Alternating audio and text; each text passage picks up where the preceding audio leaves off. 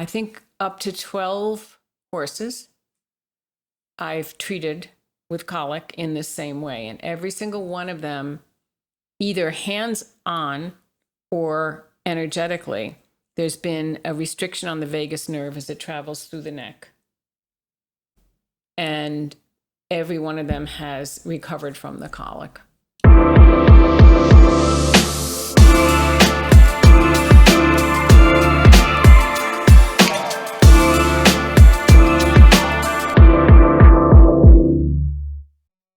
So, let's talk about your favorite thing. Which is? Bodies. Bodies. I love bodies. What got you into bodies? What got you interested in bodies? My own body. Really? Yeah. Okay. My own body not working. Many years ago when I started, after I'd graduated from physical therapy school and I was working at New York Hospital and I had back problems and I wanted to know how to fix them. And the therapies that we were doing at that point didn't do anything. And I tried bunches of them. And so I went, it was the beginning of a journey of learning more and more about bodies and how to treat my own body and how to, my entire career has been really about healing myself so I can help heal others. Awesome.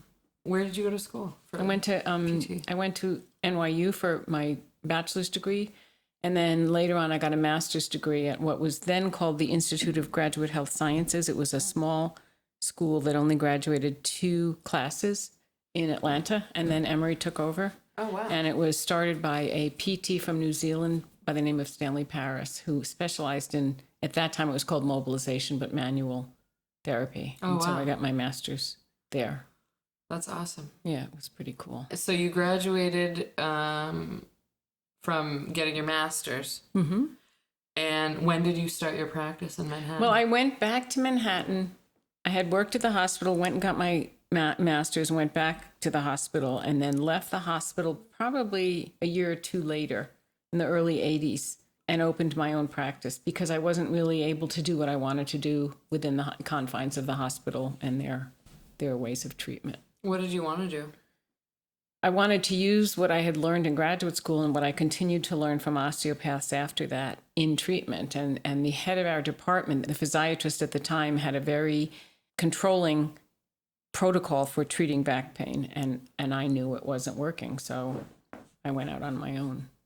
Awesome. You started your own practice in Manhattan. And what was your specialty? Like, what did you really focus on? Or what was your clientele base? Like, what were I their started needs? out treating mostly backs, low back and neck sort of thing. And then I gradually spread out into just about anything. I was very much the end of the line kind of therapist. People would come to me there. They'd been everywhere and nothing had helped them. And I loved it because I could help them. Work your magic. And then I was also treating kids with neurological problems with cerebral palsy. And then I just gradually got a cross-section of clients. And the more I learned about bodies, the more capable I became. And for me, the basic understanding of the anatomy and the mechanics and then the physiology allowed me to apply the techniques that I had learned to across the board, whether you had cerebral palsy or low back pain. It didn't matter to me. A body was a body. When I first came back from graduate school, I ended up teaching 1 semester of anatomy at Cornell Medical School, which at that time was sort of unheard of because I was a non-MD and a non-male. Everybody in the anatomy department were old doctors, basically. Wow. So you taught a class at Cornell, and how long was that? It was 1 semester. It was anatomy of the lumbar spine. Yeah. And I taught that to, I guess, 100 medical students at that year. Awesome. And then I left. That's awesome. Did you work on any equestrians when you were? No, when I you had didn't. your own I didn't get practice? into horses until. I'm trying to think. I didn't get into horses until I moved out to Arizona, probably 1997. I had had major losses, deaths in my family, and I just took off and went out west. And my friend rescued 2 Mustangs who came off the Navajo reservation. And I didn't know anything. I was sort of grieving at that time. Yeah. And one of the Mustangs had a broken back and a paralyzed leg. And I'm sitting in Arizona doing nothing. And I thought, well, I know spines. What a spine is a spine. So I started treating him. And his one leg, it was really hot in Arizona. And he couldn't get up from lying down if he was lying on his left side because his left leg was sort of paralyzed. Oh, wow. So I just treated him like I would treat any human. And he got better. And now he's fine. He certainly is. And then the girl, a boy and a girl, and they were both roans. And it's a funny story because my friend who went to the auction bid on one and then walked outside and saw the horse and said, I just bought that horse. And they said, no, you didn't. So one was a red roan and one was a blue roan, and they looked very much alike. So they both came home. And the girl was a wild thing, wild. And so at that point, the person who was a horse person had a halter on her and just left her out with a lead line that she would step on repeatedly as a way of self-training, from what I understand. And so it was 1997. Yeah. And somehow or other, I got Monty Roberts' The Man Who Listens to Horses book, and I read it. And great book, isn't it? Yeah. And after I read it, very shortly thereafter, I was able to touch, in 20 minutes, I could touch any part of her body. And you couldn't pry her, right? Gosh, I couldn't get anywhere near her. Yeah, she wouldn't let you. No. Yeah. And so that was wonderful because it was such a feedback loop, positive feedback loop for me from this little wild thing. Now I could touch any part of her body. And so I just kept at it. And then I started seeing her very much like the little kids I had worked on and understanding the horse language. But to me, it was just body language. Right. And so I just continued, and she just became my be-all, end-all. She's a lovely, lovely Mustang. She really is. I'm curious, how much have you learned in accordance to the body, and how much of our own bodies do we actually use to communicate? And how does that correlate with horses now that you've been introduced to how horses are communicating? How much of our communication is actually our bodies? I don't have a number, but I would say close to 90%. Wow. Because we and it's very sort of unconscious, but we see it. Yeah. And so somebody walks into the room or is walking down the road, by their posture, by their movement, by their eyes. You can know when somebody walks into the room that they're in a bad mood. You just know it. And that's sort of energetic. Yeah. And so I never really differentiated that much between humans and animals. Yeah. To me, a body is a body. And when I was in graduate school, the owner of the graduate school was working on his PhD. And I was fortunate enough to go out to Dallas with him and do fresh cadaver dissections, which is very hard to do. And what is that? A fresh cadaver... Usually in most states in the country back then, anybody who died had to be embalmed almost immediately. Yeah. So a fresh cadaver is a cadaver that hasn't been embalmed, so it's fresh. And so when you dissect it, you get a real feel for all the tissues, the depth. Wow. It was a sacred experience, and it absolutely changed my life. I've never been so grateful for anything in my life. Wow. Because I've got my hands on patients all the time, but to know cutting in and seeing the depth of different tissues and bones and the alignment, it was a fabulous. And experience. How long did you do this? Not long. It was a week, 2 weeks. I can't remember. But we spent 8-10 hours in the lab just dissecting. Wow. Yeah, that's incredible. Yeah, a lot of language and communication. I mean, we literally embody it, not just figuratively. Some of our emotions are carried physically, right? All of them. All of them. Yeah. All of them are carried physically. Wow. And I see the body, after researching this for years and playing around with it, that the horse is an animal. And we're animals too. Who are we kidding? We're animals. And so the body is sort of the manifestation of the animal aspect of us. Wow. And it shows up in, you guys who work with horses can look at a horse and know exactly what the horse is feeling or demonstrating or whatever. Or how it should look and how it doesn't look the way that it needs to. Yeah. Right. But you're a group of people, I've worked with humans for a long time, and they don't see a lot of this. But you guys are so used to looking at bodies and horses, and so it's fun to work with you because you already have a pre-existing understanding of bodies, and it's something that you do all the time. Humans don't look at other bodies all the time, Right. but the horse people look at horse bodies all the time. You know, the length of the hoof, the bite, the way the leg is moving, the spine, the tail. I mean, you're looking at the ear, because that's their bodies are their form of communication, their only form, pretty much. Right. And then I continued to research and learn more. I mean, I've been taking courses with osteopaths since 1980. Now, for those who don't know, what is exactly an osteopath? An osteopath in this day and age is the equivalent of an MD. They have the same training, but they also have extra training in manual techniques, treatment. And they have a somewhat different, or they did, a different approach in terms of they look at the entire holistic system. That's how they're trained, whereas a allopathic medicine person will not. But it's evolved. The original osteopaths, I believe, I think it was during maybe World War II when MDs were sent overseas, and osteopaths were known mostly as manipulators and bone setters. They were left here, and so they sort of took over the job of MDs, and then eventually the education improved in such a manner that they're now the equivalent of any MD, and now Without the MD. right, they're DO, but the training is the same. Oh, okay. And they're now doing residencies.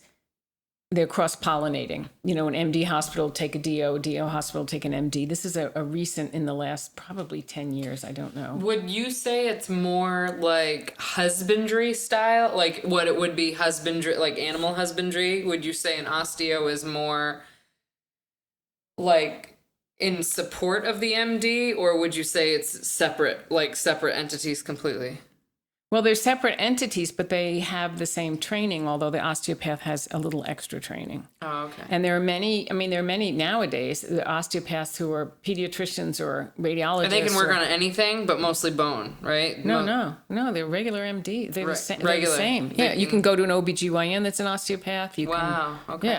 Yeah, they're the equivalent. And now Okay. my mentor, Ed Stiles, is working on, he may have finished, they take common exams. I mean, they're the same basically, except the osteopaths have a slightly different education because it's broader and they look, I believe, more holistically. Oh, okay. Awesome. Since 1981-82, I take classes every year, twice, 3-4 times a year, to learn more osteopathic hands-on techniques.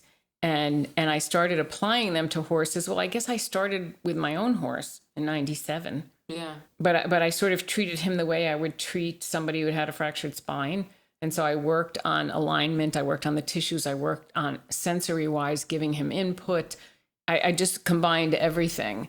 And as I've learned more over the years, there are more techniques like cranial and myofascial and a functional and direct technique, which Ed Stiles teaches. And now I'm doing lymph drainage, all different kinds of things.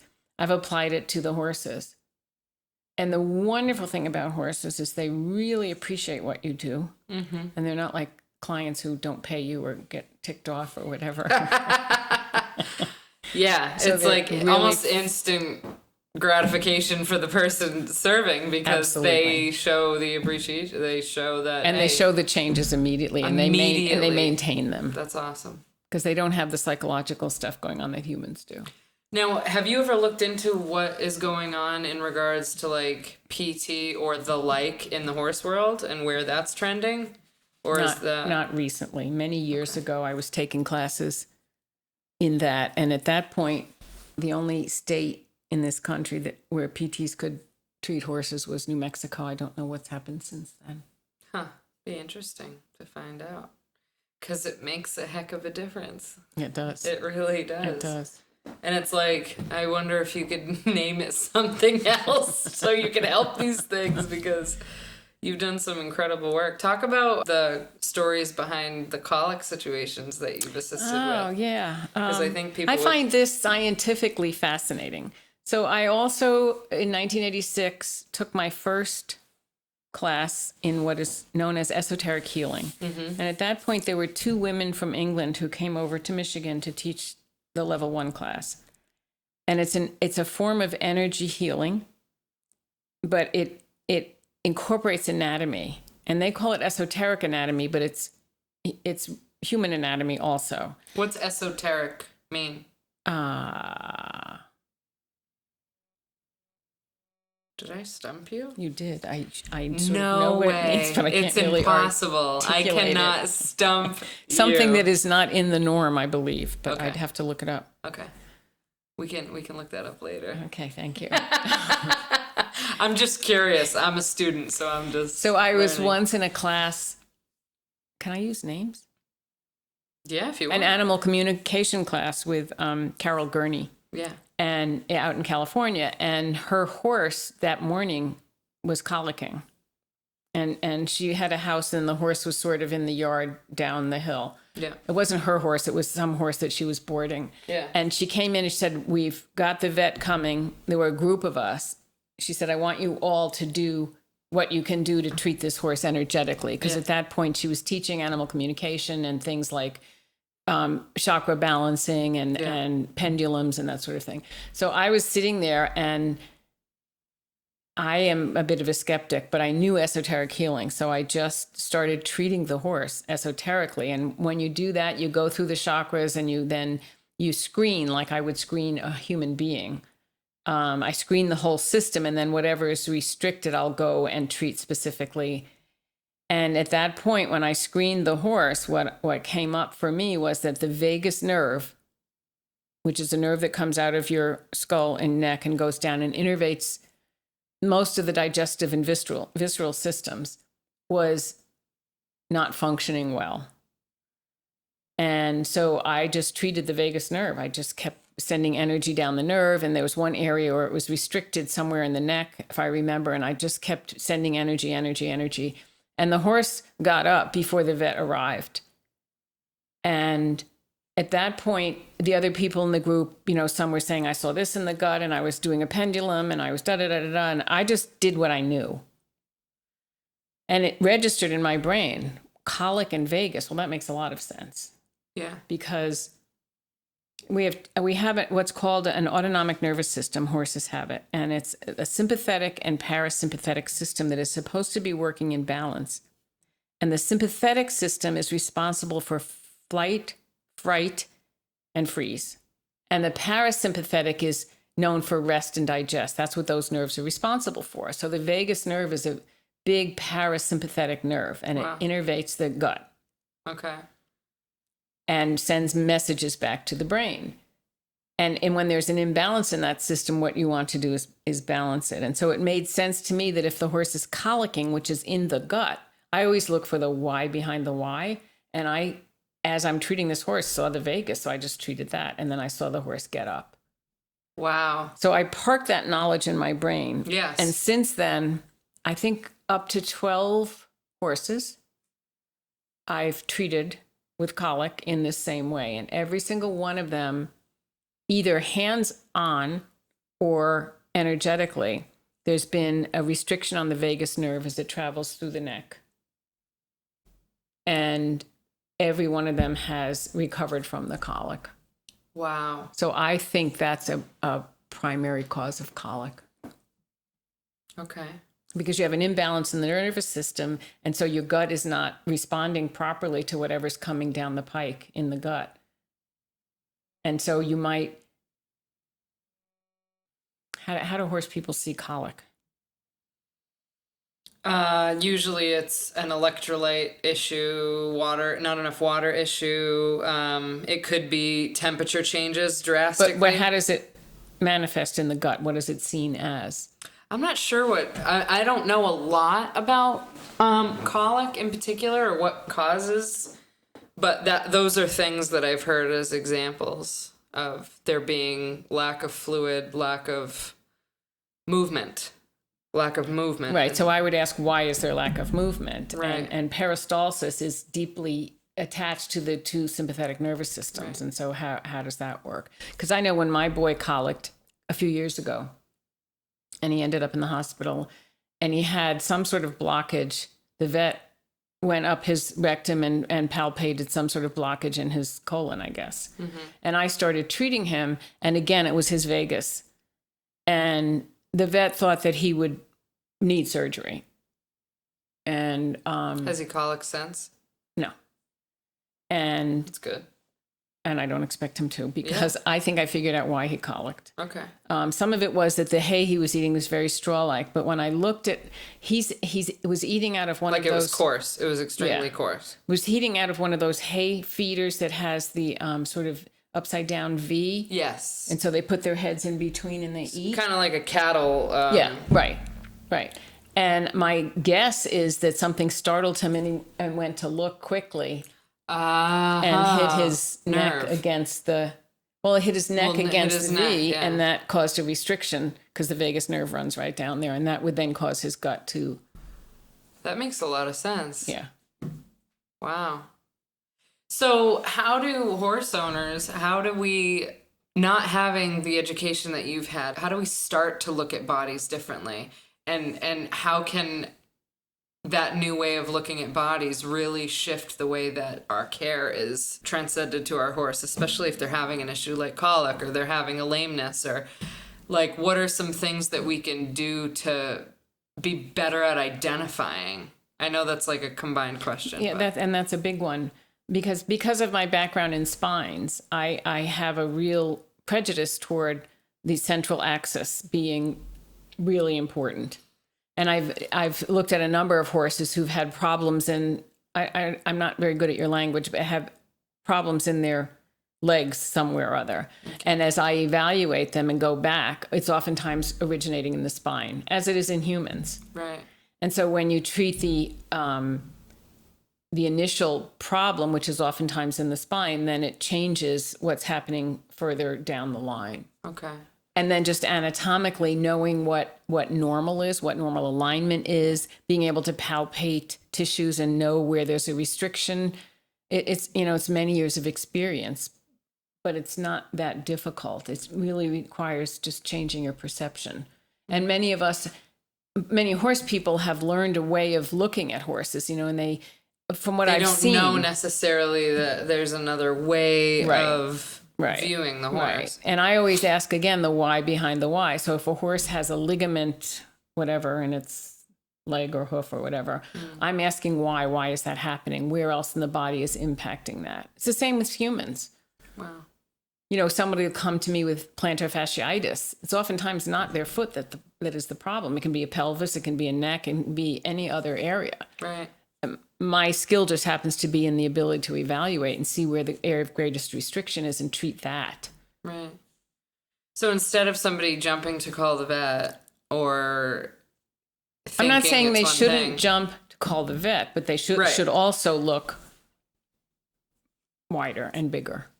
Right. And say, for example, they call the vet, and maybe the vet has that one way of thinking and diagnosing, right? Because of their education or maybe their experience, but maybe it doesn't bring a solution to the problem. What would you say would be an alternative or a better outsource of maybe getting a different answer, or maybe getting a different solution? Or Well, I think the most important thing is to really understand that the body has a profound ability to heal itself. It really does, if it's just given the right input. And we have become very medically oriented, but horses have been around for millions of years, and they've done okay. So there's also a nutritional aspect to this. Right. But just in terms of evaluating and looking at bodies, to broaden and ask yourself why. Like, what else could it be? I remember once I treated a horse. I was in North Carolina, and I used the energy work, and the horse had some sort of something in its eye, and they thought they were going to have to remove the eye. Like an abscess? No, it was a viral something. Okay. And I was sitting in the barn, and I just started doing the energy work. And the one of the women in the barn was the head of the anatomy department at the North Carolina State Veterinary School. Mm-hmm. So she walked by because I was doing an evaluation. And I said to her, what is the sympathetic, that's a nervous system, innervation to the eye? And she said to me, and I can't remember because I don't, but it was something in the thorax, the thoracic spine.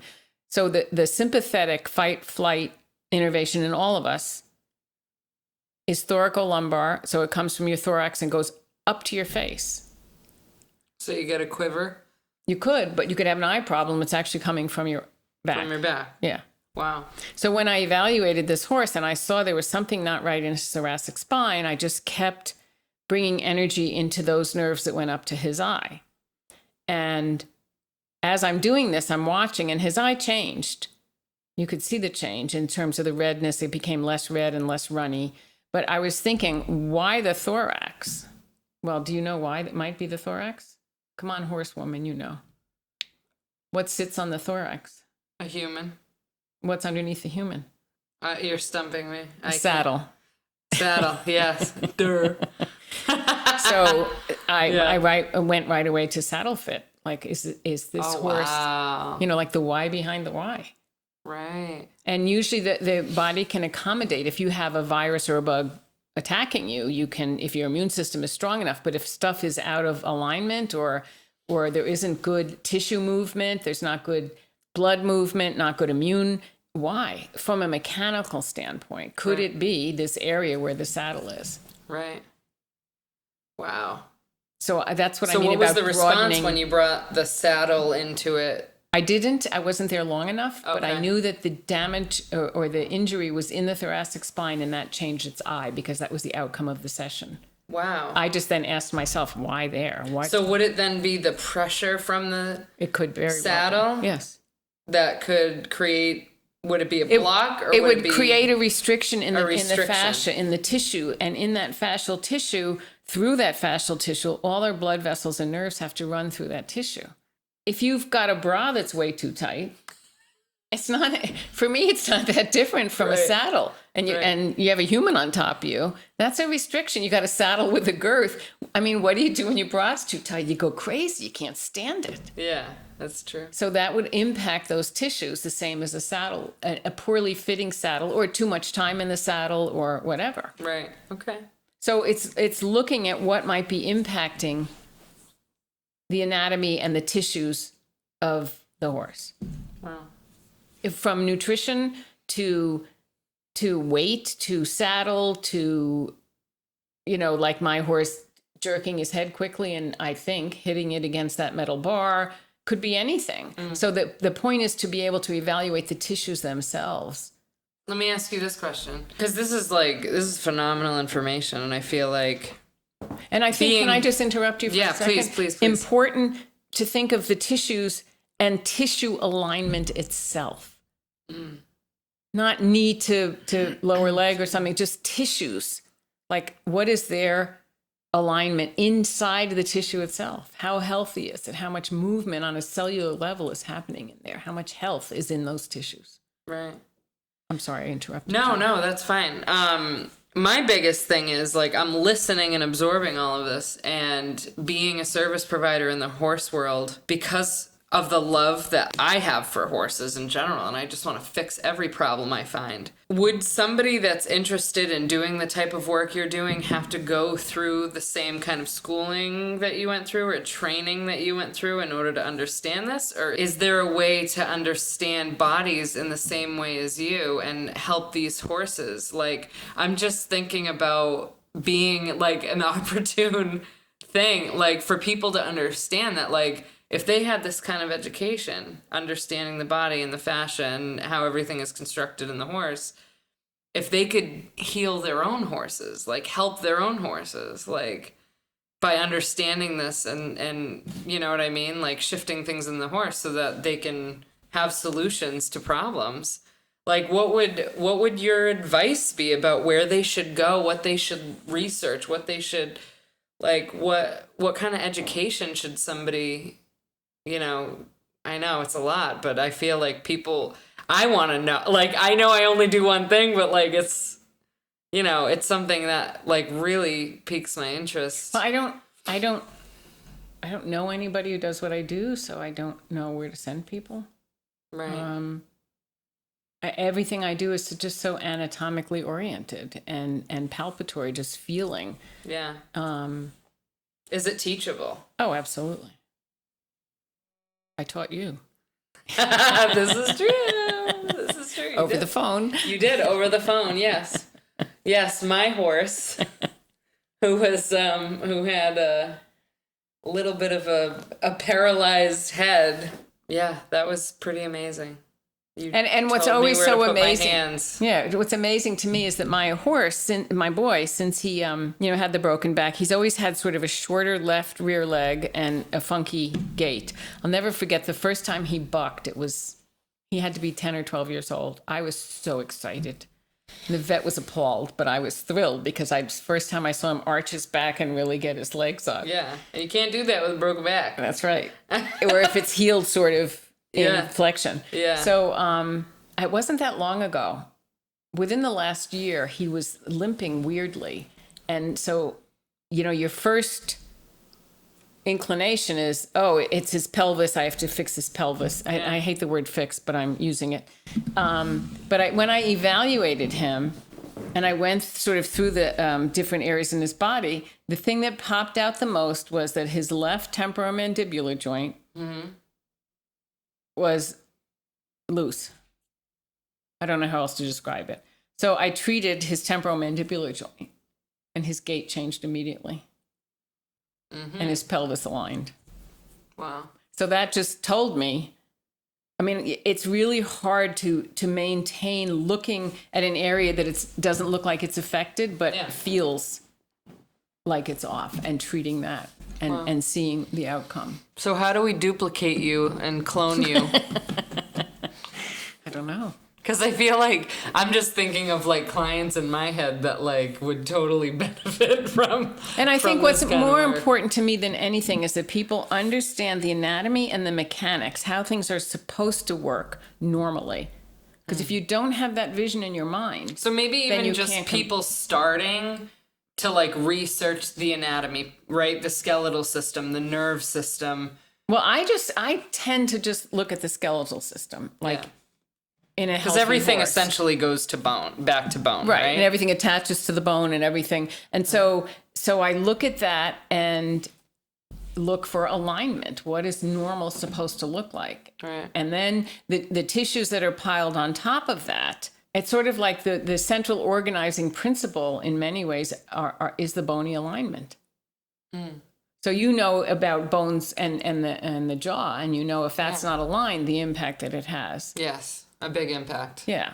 So that to me would be, that's how I see the skeleton sort of as I've got my hands on a horse and I'm seeing through my hands. My hands are basically my eyes, and feeling and knowing what normal should look like and comparing in my mind's eye, how is this compared to normal? Right. So I'm not looking so much for sort of pathological dysfunction, like a ligamentous this, or I'm asking myself why how does this alignment look in the spine, how does it look in the pelvis, and I'm feeling it a lot, but knowing the anatomy is really important. Wow.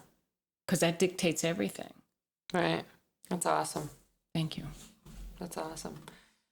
So again, I'm going to go back to language. Yeah, because for me, I haven't really talked about this, but for me everything is the language. So the language in the tissue tells me something in my hands. If I palpate tissue, that tissue is talking to me. Yeah. And it could be hard, or it could be soft, or it could be inflamed, or it could be twisted. That to me is a language of the tissue that I'm listening to. And is that language the reflection of the thing that's wrong? Or the thing that's right. Or the thing that's right? Yeah. That's cool. Yeah. That's a good way to think about it too. Yeah. Now, have you interacted much with like body workers or chiropractic or anything? Not with chiropractic. No, they have a very different training from mine. Okay. My training is all osteopathic. Yes, I've interacted with many osteopaths and other physical therapists. And what are their beliefs similar to yours as far as like tissue and communication with the body and language? Do they look at it in the same way that you do, or do you think that they're more? Well, I think on some level they do, but I don't think they're aware of it as language per se. Yeah. And I've defined everything, every kind of communication as language. And so when that tissue is communicating to my hands that it is sore or whatever, then that's something I put in my inbox as communication from that horse or that person. Where do you think people get stuck when it comes to language? I think they don't see the breadth of language. They don't see everything, every posture, I see everything, literally everything is language, and that's such a broad definition, but it is. Everything is communicating. It's just whether or not I'm understanding the communication. I mean, you talked to me about a horse recently that had high levels of some toxic metals in him. Yeah. And like, how did the owner figure that out? She tested the water, but what made her test the water? I think she was seeing the horses physically not performing at the level that they... What she was really looking at was his tissues not functioning well. Right. And she didn't see it like that, but that was the language he communicated to her. And she heard it. And she took it further by analyzing the water. Right. And but seeing the initial levels, language was his body not functioning the way it had functioned. That to me is language. Right, absolutely. So he communicated to her something's not right. And she, in her mind's eye, thought, okay, what could it be? And I don't know how she came up with testing the water. Maybe the general dysfunction that he, demonstrated, I don't know. Right. But I see all of that as communication and language. What are you currently involved in, and what is your vision, and what are you focusing on for the future? I'm currently involved in my podcast, which is, I've created a philosophy or a model called transformational therapeutics, and it's based on the premise that all communication and language are the same. How many episodes do you have out now? 14. 14 episodes. And what is it called? Transformational therapeutics. Awesome. And what got you started with it? What was the thing that triggered your desire for a podcast? Well, I developed this paradigm basically over many years, and it combines physiology with psychology with emotions, and it's a broad look, and it's the central organizing principle of it is that everything is language. And I learned it originally from working with people and being worked on myself, but having my hands, I'm a manual therapist. I specialize in manual therapy, which means as a physical therapist, I don't use machines or anything. I just use hands-on osteopathic techniques. And I saw the communication between the person's body and my hands as a form of communication. And I was able to read bodies, and they were oftentimes people come to me post-traumatically, kids with cerebral palsy, and I would find that, like, for instance, if I'm doing cranial work and there's a restriction somewhere and it will not release no matter what I do, I will ask the person that I'm working on to tell me what they feel in that area. And when they come on the actual feeling that is held in that tissue, the tissue will release. And I would feel it. And this is a form of communication. And I just expanded that. I got changes in kids with cerebral palsy, which is supposed to be a central nervous system disorder that they're born with, that's in their brain. And I got changes with these kids in terms of their spasticity by having them release emotions that were tied up in their bodies. Wow. So that was 20, 30 years ago. Wow. And that told me a lot. So what was the outcome? Like, what happened after you had done the work on them? Like, what were they able to do? Right. The work was, let's say you have a kid coming to you who has spasticity or restrictions. What's spasticity? Spasticity is an increased tone in the muscle. They're typical gaits and postures that kids with cerebral palsy have. Yeah. And that's due to spasticity. And it was always thought that was central nervous system misfiring that caused that spasticity. Okay. Because of dysfunction in the brain. Okay. But I got changes in that spasticity by doing myofascial release and other techniques on these kids. And that was not addressing their brain so much as the tissues underneath my hands. And that was a revelation to me.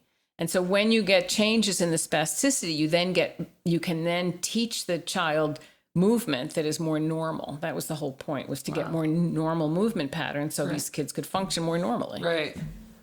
Wow. And that was the beginning. And it's like, wait a minute. What was the response from the parents of these kids? Oh, they were thrilled. They were thrilled. They must have been. They were thrilled. They must have been. And I had a colleague who said to me, "Oh, Dana, you always get the best patients." And years later, more like you're providing a result. But years later, when she learned many of the techniques that I was using, she got similar results. So see, it wasn't me so much as it was the application of my knowledge. Right. Yeah. That's brilliant. That is brilliant. So I have a couple final questions to ask you. But first, I want to acknowledge you and thank you for coming on the show. Thank you. I appreciate it. Sharing all of these gold pieces of information and being awesome and making these transformations for both people and horses. I know I am still working because you treated my shoulder, and it feels really good. It still feels really good. So I'm a believer. I'm a But I'm not looking for acolytes.